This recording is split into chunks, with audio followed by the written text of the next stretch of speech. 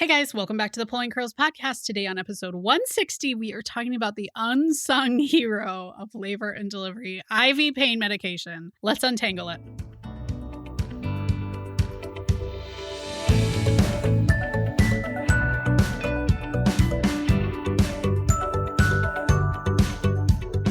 Hi, I'm Hillary Erickson, the curly head behind the Pulling Curls podcast, Pregnancy and Parenting Untangled. There's no right answer for every family, but on this show, we hope to give you some ideas to make life simpler at your house. Life's tangled, just like my hair.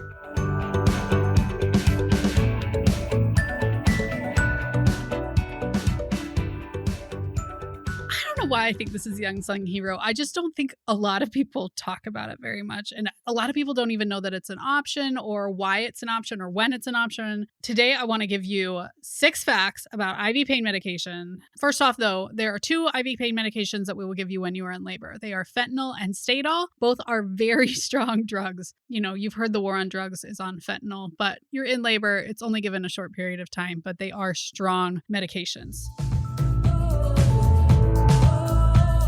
Do you feel prepared for your delivery? In just 3 short hours, you can be prepared for the confident, collaborative delivery you want. You'll know what to expect and how to talk with your healthcare team, and there are no boring lessons in this class. I'll use humor, stories from my 20 years in the delivery room to engage both of you. I love how Alyssa told me that she found herself laughing at things that used to sound scary. Most of all, you guys are going to be on the same page from bump to bassinet. Join the online prenatal class for couples today. You can save 15% with coupon code UNTANGLED. You can find the link in the show notes.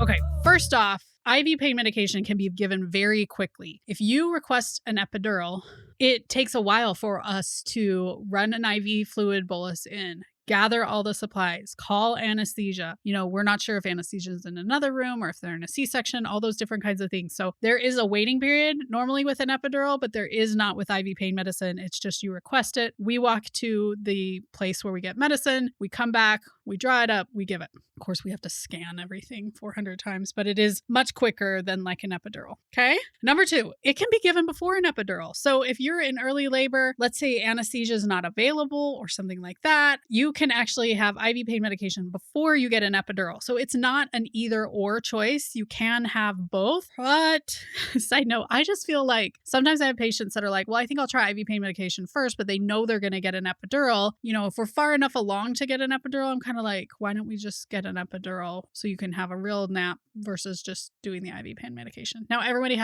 makes their own choice, but that's just something to think about as well. Okay, third tip is that some of the medication does get to the baby. And I think this is why people don't talk about it. That's kind of like a dirty secret of IV pain medication. It does cross the placental barrier, which means that as a nurse, I can see on the monitor that baby looks a little bit sleepy. And that's going to come into play with some of the other facts that I'm going to talk about IV pain medication, but some does get to the baby. So that's just something to be aware of when you get it. Now, you might have taken medication at any point during your pregnancy and some got to the baby. If you drink alcohol, if you drink caffeine, all these things do get to the baby. So it's just part of being pregnant. Okay, fact number 4 is that it works very well the first 1 to 2 times. Usually 2 times. The first time you absolutely love it. Second time you're like, this is the best. Third time you're like, Hillary, when are you going to put that in my IV? Because your body becomes tolerant. We're giving you a specific amount. And then your body's like, well, I need more than that to, stop feeling these pains. So it's really important to know that if you're early in labor and you're expecting IV pain medication to take you the whole way, you're probably going to want to wait to get it until you're more in active labor. So like 6-7 centimeters before, 5, before you're taking the IV pain medication. A lot of people don't know that. And I think they expect it to work just as well every single time. Like, antibiotics don't get less potent for our bodies the third time we've gotten it, but it's just the way with narcotics. Okay, 5th fact is that most often we don't give it after about 8 to 9 centimeters if it's your second baby or 9 centimeters if it's your first baby, because some of it gets to the baby and we don't want baby coming out sleepy. So we want baby to cry and get all that fluid out of their lungs. Whereas if they come out and they're just kind of like, that's not good for them. We need to get that fluid out of their lungs. So it's important that we try not to give it too close to delivery. We try and not give it to about an hour before you're going to deliver. Of course, none of us have a crystal ball, and I've definitely seen babies born, in that hour. A lot of times it helps moms relax and, they quickly have a baby. There is medicine that we can give the baby to reverse it if it ends up being a problem, but that's just something to be aware of. A lot of people want something for their pain right before they're able to push, and IV pain medication is not really that for you. But the good news, if you're thinking about all that, is that pushing actually feels pretty good. If you're going natural, it just feels good to push against the pain. So you're not needing something for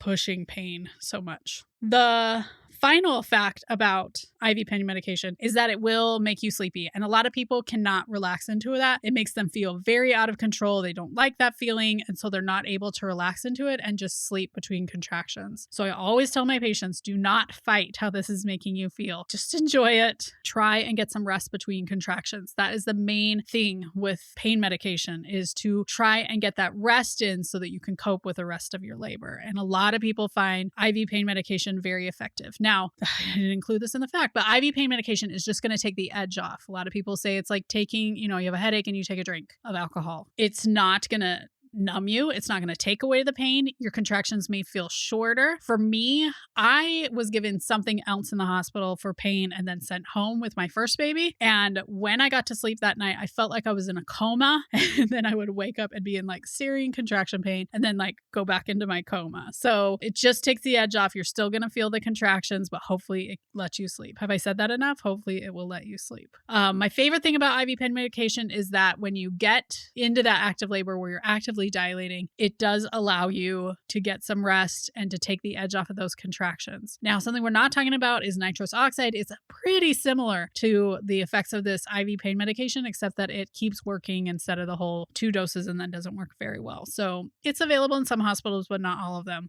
But I do totally recommend that you guys take the online prenatal class for couples to learn about all of your different pain management options. I think it's really easy to think in advance, well, I'm just going to get an epidural. No, I'm just going to breathe through things. But you don't know what things are going to be like when you get into the labor room. So I think it's so important to learn lots about all the different kinds of pain management options that you have available to you in a hospital setting so that you can make the best choice for you once you're actually in it and making it through all those contractions. So that's IV pain medication. Hopefully you guys found this episode helpful. If you guys have any questions about it, go ahead and find us over on Instagram. There will be a post for this episode and I would love to answer your questions over there. If there's something else that you would love for me to do a quick deep dive in, tell me over on Instagram and I'd love to make an episode about that.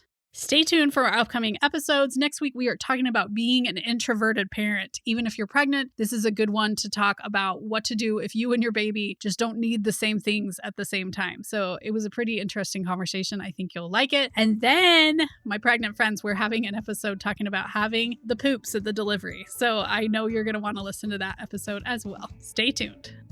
Thanks so much for joining us on today's episode. The Pulling Curls podcast grows when you share us on social media or leave a review.